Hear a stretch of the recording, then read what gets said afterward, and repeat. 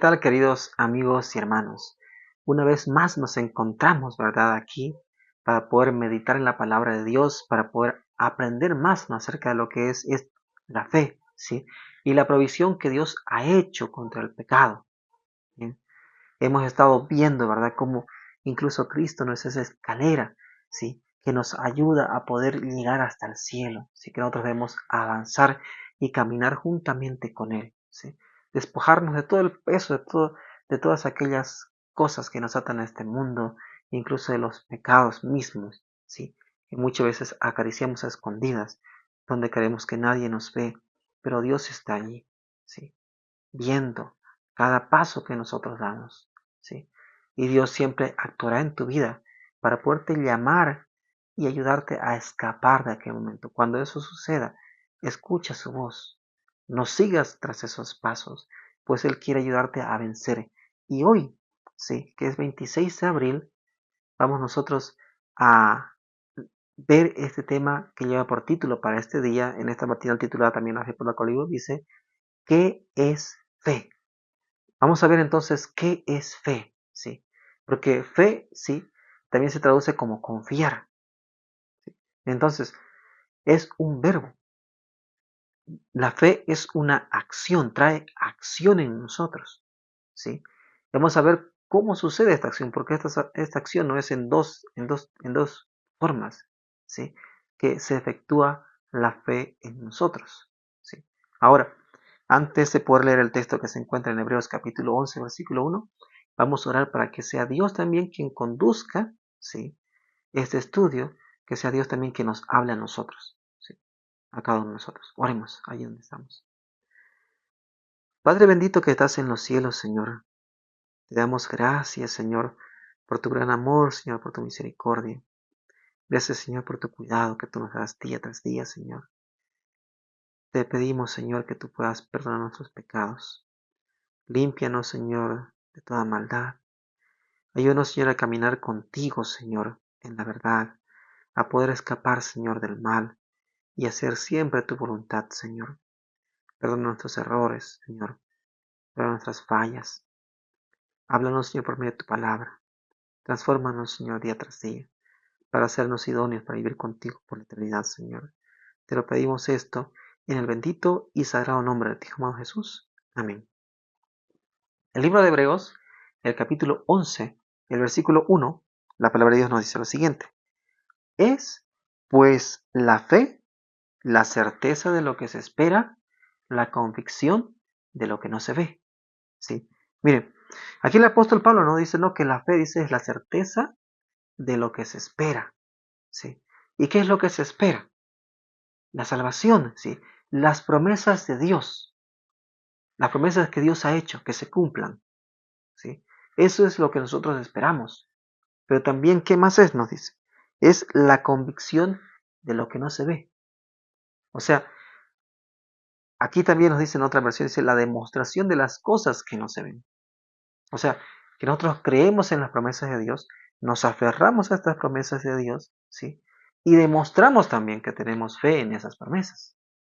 O sea, actuamos conforme también a estas promesas, ¿sí? Por ejemplo, aquí si ustedes ven, ¿no?, las historias que están allí relatadas son de personas, ¿sí?, que creyeron en las promesas de Dios, pero también hicieron demostración de tener fe en esa promesa de Dios, ¿sí? Como podemos ver ahí Noé, Abraham, ¿sí?, Abel, Enoc, ¿sí?, y muchos otros que van nombrando igualmente aquí, ¿no?, en este capítulo, ¿sí? Ahora, miren, ¿qué nos dice la matinal? No es indispensable para el ejercicio de la fe que los sentimientos lleguen a un alto grado de excitación, ¿sí? O sea, para demostrar que nosotros tenemos fe o para ejercer la fe en sí, no es necesario ser que nosotros lleguemos a un momento eufórico, ¿sí? A un momento eufórico, ¿no? Tampoco, por ejemplo, dice aquí, no, tampoco es necesario que nuestras peticiones sean ruidosas y acompañadas de manifestaciones físicas para conseguir que el Señor nos oiga, ¿sí? Porque no es necesario que tú hagas todo un espectáculo, ¿ya?, para conseguir que Dios te oiga, ¿sí? Que tú, por ejemplo, camines de rodillas, ¿sí?, y vayas hasta que sangre tu rodilla, ¿sí?, hacia el templo para que Dios vea tu dolor. No, no es necesario nada de eso. O sino que también tú entres, ¿no?, en un lugar donde están tocando música muy fuerte, muy ruidosa y todos están gritando, ¿no? Y orando, pero, o sea, bueno, orando de una forma, pero que, o sea, con gritos, con llantos, ¿sí? Creyendo que eso es clamor, no es necesario nada de eso, ¿sí? Porque la fe no se ejercita de esa manera, ¿sí? ¿Por qué? Porque eso simplemente son manifestaciones sentimentales, ¿sí? Es puro sentimentalismo de emociones, ¿sí? Muy fuertes, emociones eufóricas que llevan a ese momento, ¿sí? Llevan ese momento y dan ese tipo de manifestaciones, ¿sí? Que no tienen ninguna relación con Dios, realmente. Ninguna relación con lo que es fe. Porque cuando a Abraham se le prometió, ¿verdad? Que tendría un hijo, se le prometió incluso que Dios le daría una tierra mejor, ¿ya? Para vivir. Él no empezó a hacer todo este tipo de manifestaciones, a llorar o gritar, ¿sí? Nada de eso, ¿sí? Nada de eso. Entonces, no es necesario ese tipo de manifestaciones para decirnos que yo tengo fe. ¿Por qué? Porque la fe no es sentimiento. Muchas veces se confunde, ¿verdad? La fe con los sentimientos, ¿sí? Y no es así. La fe no es sentimiento, ¿ya? La verdadera fe no va en ningún sentido aliada a la presunción, ¿sí? Y, o sea, ¿qué es la presunción? ¿Ya? Eso vamos a ver sí, en un momento. Miren, la fe dice no va en ningún sentido aliada a la presunción, ¿ya? No va en ningún sentido aliada a la presunción, porque la presunción es eso, ¿verdad? Es la manifestación esa sentimentalista, ¿ya? De hacer todo eso para que Dios me oiga. Pero es que eso no es necesario, ¿sí? Y tampoco eso no es fe, no es fe. Únicamente es aquel que tiene verdadera fe está seguro contra la presunción, ¿sí? ¿Por qué? Porque la presunción, ¿qué es? Es la falsificación que Satanás hace de la verdad. Eso es la presunción, ¿sí? Falsificación, ¿sí? Ahora, ¿cómo nosotros sabemos cuál es fe verdadera y cuál es esta presunción o esta fe falsa? O esta falsificación de la fe, ¿sí? Por ejemplo, la fe se aferra a las promesas de Dios. Cuando a Abraham se le prometió, él creyó en esa promesa y se aferró a esa promesa, por eso también salió, ¿sí? Salió, ¿ya? Entonces la fe se aferra a esa promesa. Por esa fe también Abel, por ejemplo, Dios prometió un Salvador, ¿sí? Prometió un Salvador y él tenía que hacer un sacrificio, ¿sí? Confiando en esa promesa del Salvador, ¿sí? Agradeciendo también a Dios por eso. Él tuvo fe y consiguió un cordero que simbolizaba al Salvador. Tuvo obediencia, mientras que Caín no. ¿Sí? Caín también se aferraba a la promesa de salvación, pero no era obediente. Entonces, mire, la fe es aferrarse a la promesa de Dios, esa es verdadera fe. Pero también esto, al aferrarse, produce un fruto en obediencia. Como estamos viendo aquí esos casos, ¿verdad? Tanto Abel como Abraham. ¿Sí? Produce un fruto en obediencia. ¿Sí? Ahora ahí podemos ver que Caín tenía falsa fe. Por eso no fue obediente.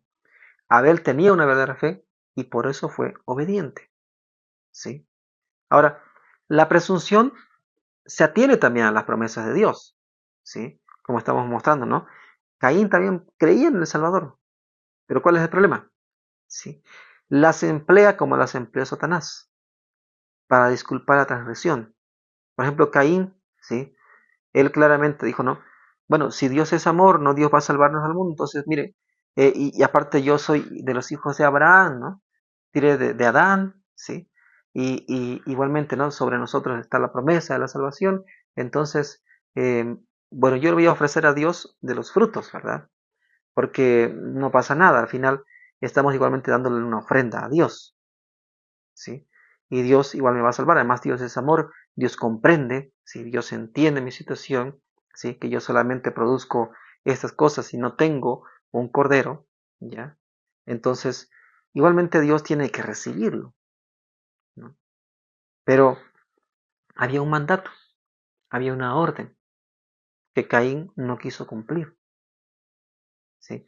O como es el caso también de Nadab y Abiú, ¿verdad? Estos dos sacerdotes que también ellos creyendo, ¿sí? O sea, creyendo, porque ese fue su falsa fe, ¿sí? Ellos creyendo que por ser hijos de Aarón, ¿sí? Y por haber sido elegidos para ser sacerdotes del templo, ¿sí? No había problema si ellos tomaban, ¿ya?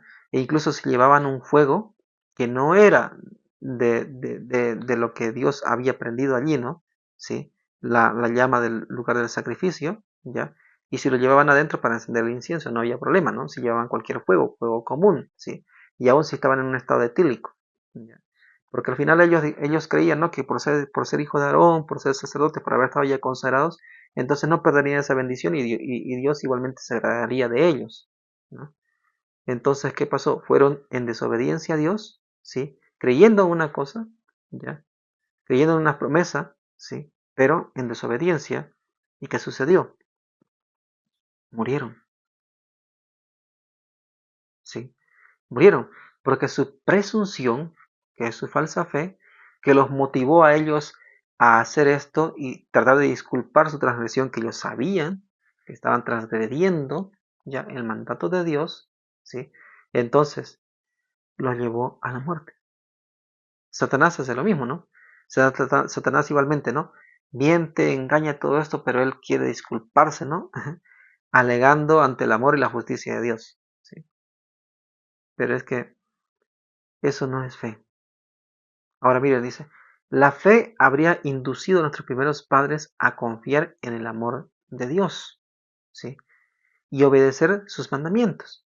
Si Adán y Eva hubiesen confiado realmente en Dios, ya, ellos hubiesen obedecido también a su mandato, ¿sí? Hubiesen obedecido a su mandato. ¿Por qué? Porque tanto Eva como Adán sabían que no debían tocarlo, que no debían comer de ese fruto, ¿sí? Sabían eso. Además, también ellos conocían ya que había un enemigo, ¿sí? Y Eva, o sea, a Eva se le había enseñado ya muchas veces, ¿no? Adán mismo le había dicho que no comiese de ese fruto, ¿sí? Pero ¿qué pasó? Ella voluntariamente lo hizo, ¿sí? E incluso voluntariamente se convirtió en un instrumento de Satanás y lo ofreció a Adán. Y Adán también voluntariamente lo comió, ¿sí? Porque Adán ya había notado que Eva había pecado, ¿sí? Él ya vio aquello cuando la miró, ¿sí? Pero decidió compartir aquello con ella, ¿sí? Voluntariamente. Entonces, si ellos hubiesen confiado realmente en el amor de Dios, hubiesen sido obedientes. Pero como ellos eh, por la presunción, ya fueron inducidos a violar la ley de Dios, creyendo que en su gran amor Dios igual los disculparía y igualmente los salvaría de la consecuencia del pecado y ellos no llegarían a morir, ya, entonces los llevó a cometer ese error, ¿sí? No es fe la que pretende el favor del cielo sin cumplir con las condiciones en las que se ha otorgado la misericordia, ¿sí? ¿Dios los iba a salvar? Sí, pero si ellos obedecían. Iba a alejar, ¿ya? Iba a alejar al enemigo de allí, ¿sí? Y los iba a proteger. Pero, como ellos decidieron ir tras el pecado, tuvieron que asumir la consecuencia. ¿Y cuáles fueron? Ser retirados del Edén, ¿sí? Ya no tener la vida eterna, ¿ya? Incluso, ¿no? La tierra quedó maldecida por causa de su pecado de ellos, ¿sí? Entonces, todas estas consecuencias vinieron a raíz de la desobediencia, de no tener fe en Dios, de no confiar en su promesa y no ser obediente, ¿sí? Entonces, la verdadera fe tiene su cimiento en las promesas de Dios, ¿ya? Y provisiones de las Escrituras, ¿sí? Y las provisiones de la Escritura. Entonces, yo confío en la promesa de Dios que Dios me va a salvar, pero también, ¿sí? En la provisión que Dios ha hecho, ¿sí? Para salvarme a mí del pecado, ¿sí? Para alejarme a mí del pecado, para ayudarme a vencer el mal. Pero si yo solamente confío en la promesa, pero no quiero ser obediente, entonces estoy ejerciendo una falsa fe, ¿sí? Y creer que Dios me va a salvar así, pecador como estoy, jugando de esa manera, no será posible, ¿sí? O creer que voy a la iglesia, pero sigo cometiendo los mismos pecados de siempre, ¿ya? Sigo, por ejemplo, por ejemplo, con el pecado eh, sexual, ¿no? Con la degeneración sexual, y voy a la iglesia y Dios me va a salvar así. No, no, no, no, no va a poder ser así.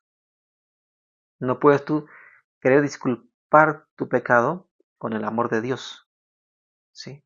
No se puede, ¿sí? Ahora, morar en fe es desechar los sentimientos y deseos egoístas, ¿sí? Eso es morar en fe, desechar los sentimientos y los deseos egoístas, andar humildemente con el Señor, ¿sí? Apropiarnos de sus promesas y aplicarlas en todas las ocasiones creyendo que Dios cumplirá sus propios planes y propósitos en vuestro corazón y en vuestra vida. Entonces, eso es morar en la fe, eso es tener fe verdadera, ¿sí? Yo dejo atrás mis deseos, mis sentimientos egoístas, pecaminosos, ¿sí? Ahora ando en humildad ante Dios, ¿sí? Obedeciéndole a Él, ¿sí? Sometiéndome a su dirección, ¿ya? Me apropio de sus promesas, ¿sí? De la que Él me da de salvación, ¿sí? Las aplico cuando estoy pasando por momentos, ¿sí? De prueba, creyendo en Dios que Él cumplirá sus planes en mi vida, ¿sí? Y, y, y sus propósitos, ¿sí? En nosotros. Entonces, yo creo en todo esto, me aferro a eso, soy obediente a lo que Dios me ha mandado. Entonces, eso es verdadera fe, ¿sí? Entonces aquí podemos ver, ¿no? La verdadera fe es creer en Dios y ser obediente a Dios, ¿sí? Y la falsa fe es creer en Dios, pero no obedecer a Dios, ¿sí? Y seguir mis propios impulsos, mis propios sentimientos y mi propia forma de razonar. Eso es la falsa fe. Y hoy en día se ha confundido estas cosas y tenemos nosotros que llegar a distinguir, ¿sí? Y darnos cuenta nosotros mismos cuál fe estoy ejerciendo. ¿Cuál fe estoy ejerciendo? ¿La verdadera fe o la falsa fe? ¿Sí? Entonces, nosotros creamos en Dios, confiemos en Él y seamos obedientes, así como lo fue Abraham, Abel, Noé, todos los que están aquí, igualmente no nombrados en este capítulo, ¿sí? Y podemos leerlos, sus historias, para ver y comprobar e identificar, ¿no? Si yo estoy viviendo con fe realmente o estoy viviendo con presunción ante los ojos de Dios, ¿sí? Que Dios te bendiga y te guarde.